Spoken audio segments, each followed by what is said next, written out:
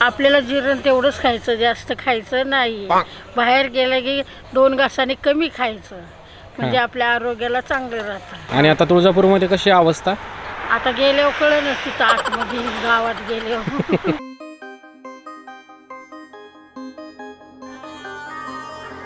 शुभम, आम्ही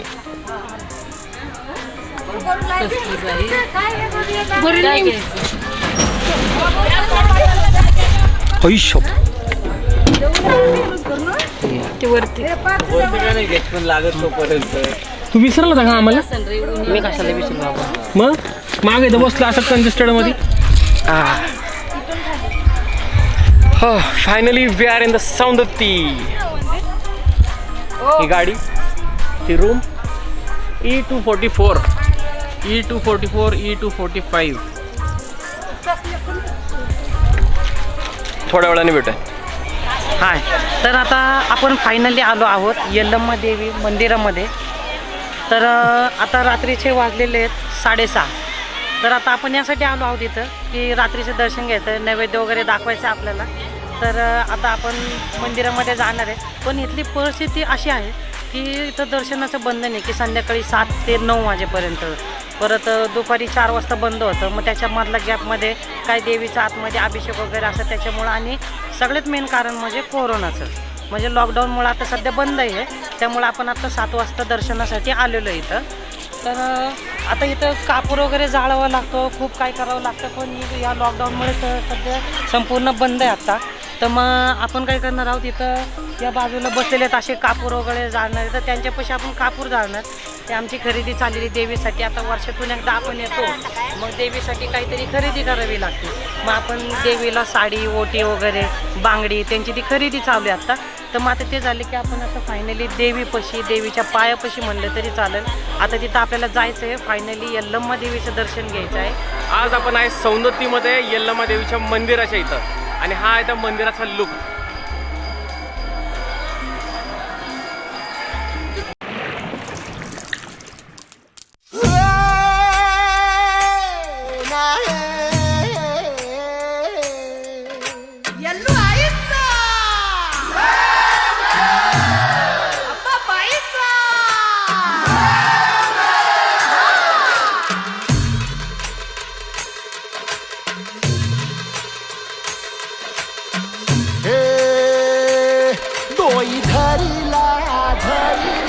हे आहे सौंदत्तीचं यल्लम्माचं मंदिर.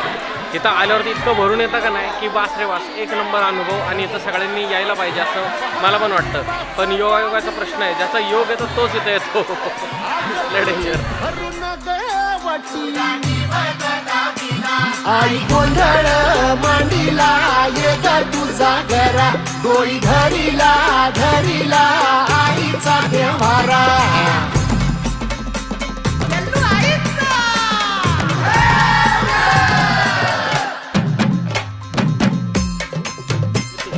मित्रांनो, आजचा आपल्या ट्रिपचा 3रा दिवस आहे. आज आपण ज्या पद्धतीने प्रवास करत आलो आहे, तर आज आपला 2रा टप्पा पूर्ण झाला. पहिला आपण मांढरदेवी, वाई, त्यानंतर कोल्हापूरची महालक्ष्मी, पालीचा खंडोबा, 4 देव एकाच दिवशी केले आपण. त्याच्यानंतर आज आपण सौंदत्तीमध्ये आलो. सौंदत्तीमध्ये आल्याच्या नंतर दर्शन वगैरे सगळं कंप्लीट झालं. निवदाची जी काय प्रोसेस असते ती सुद्धा केली. त्याच्यानंतर एक मुक्काम करून आज म्हणजे आत्ता वाजलेत 9, तर आपण आपल्या ट्रिपच्या 3ऱ्या दिवशी विजापूर मार्गे अक्कलकोट, गाणगापूर करून तुळजापूरला मुक्कामी जाणार आहे. आजचा आपल्या 3ऱ्या दिवशी आपण ज्यावेळेस सौंदत्तीवरून निघालो, त्याच्यानंतर जो स्टॉप आहे आपला तो डायरेक्ट आहे अक्कलकोटचा. आणि अक्कलकोटला आल्याच्यानंतर थोडंफार अपडेट असं आहे की गर्दी फारशी नाही आहे. मास्क, सॅनिटायझर हे सगळं कंपल्सरी आहे. आणि इथं स्वच्छतेचा वगैरे सगळ्या गोष्टींचा खूप चांगल्या पद्धतीने आढावा घेतलेला आहे. तर येताना तुम्ही या सगळ्या गोष्टींचा बंदोबस्त करून या. ठीक आहे, म्हणजे स्वतःची सेफ्टी आहे याच्यामध्ये. तर मग छान वाटलं. एक तर स्वामी समर्थ अक्कलकोट विषयच नाही काय, म्हणजे नो डाऊट स्पिरिच्युअल देवस्थान. ठीक आहे, तर मग भेटूया आपण आपल्या पुढच्या स्टॉपवरती. बाय.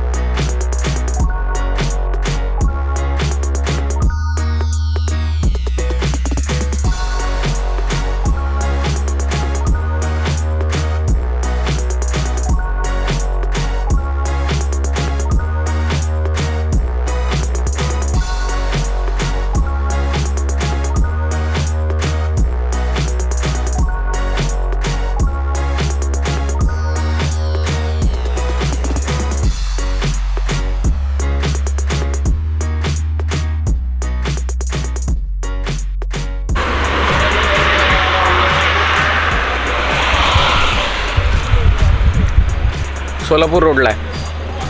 जस्ट जेवलो पोटभर मस्त एकदम गरगरीत पनीर, डाळ, शेवभाजी, रोटी, नान, फ्राईड राईस, जिरा राईस, सगळे फुल. कचकडून भूक लागली होती त्यामुळे सगळेजण फुल जेवलेले आहेत. आणि आता आम्ही तुळजापूरला एक हार्डली 1 तासामध्ये पोहोचून जाईल. ठीक आहे, तर दिस इज द स्टेटस. आणि आत्ता 8:45 वाजलेत. 8:45 वाजता आम्ही इथं आता पोहोचलेलो आहे. आता इथून तिकडं जायला 9:45 वगैरे वाजतील. त्या पिरियडमध्ये आम्ही तिथं पोहोचेल की मग झालं. आजी पोटभर जेवली का? हा, अगदी पोटभर जेवले मी. असं छान जेवण होतं. सगळेजण पोटभर जेवलेत. एकदम मस्त होतं ना. बरं, आपली ट्रिप कशी झाली? चांगली झाली. चांगली झाली ना. हा, मस्त झाली. काय काय वाटतं तुला अजून? अगदी कोल्हापूरचं दर्शन चांगलं झालं, पालीचं झालं, काळूबाईचं आधी केलं आणि सौंदतीचं चांगलं झालं. आता तुळजापूरला निघालोय आपण. तुळजापूरला निघालो. आणि उद्या काय? उद्या येडायला पण जायचं. तुळजापूरला आज मुक्काम करायचं आणि मग ट्रिप पूर्ण. हां, आणि मग येडायला गेले की ट्रिप पूर्ण. येडायला जाऊन आले. ठीक आहे, चालतंय. हां, चांगलं छान आहे. अजून काय सांगशील? काय आता ट्रिप कशी होती? चांगलं झालं. काय कोणाला त्रास नाही वगैरे, काय नाही. जेवण वगैरे चांगलं झालं. देवदर्शन चांगलं झालं मेन. बरं, आणि लोकांना जर तुळजापूरला सौंदतीला यायचं असेल तर मग कुठल्या कुठल्या तयारीत यायला पाहिजे? कुठलं हे गाडी करून यायचं स्वतः. आपलं देवाचं सगळं घेऊन यायचं. देव सामान शिदा. आणि मग ह्याच्यात काही जण हाटीला जेवतात. आणि सौंदतीत गेल्यावर मात्र स्वयंपाक करायला लागतो. स्वयंपाक करायला लागतो. हां, बरं. आणि मग नैवेद्य दाखवायचा. परडे भरायचा. तुळजापूरमध्ये बी नैवेद्य दाखवायचा. परडे तुळजाभवानीला दाखवायचा. नारळ वगैरे वाढवायचे. हां, असं करावं लागतं सगळं देवाचं. आणि आरोग्याच्या बाबतीत काय काळजी घ्यायला पाहिजे? डोकं चांगलं बांधायचं. हां, आणि आपल्याला जिरण तेवढंच खायचं, जास्त खायचं नाही. बाहेर गेलं की 2 घासाने कमी खायचं. म्हणजे आपल्या आरोग्याला चांगलं राहतं. आपण आपलीच काळजी घ्यायची आरोग्याची. बरं, आणि आता तुम्ही इकडे सौंदतीला वगैरे जाऊन आले तर थंडी कशी काय? वातावरण कसं आहे? थंडी पावसाचं आहे का? अजिबात नाही तिकडं. पाऊस नाही, थंडी नाही, कुठंच नाही आहे पाऊस. बरं, आणि आता तुळजापूरमध्ये कशी अवस्था? आता गेल्यावर कळेलच तिथं आतमध्ये गावात गेल्यावर. बरं, ठीक आहे, हां, चालेल. चांगली झाली ट्रिप? चांगली झाली. छान जेवण वगैरे सगळं चांगलं झालं. बरं, हां, बोल. नमस्कार.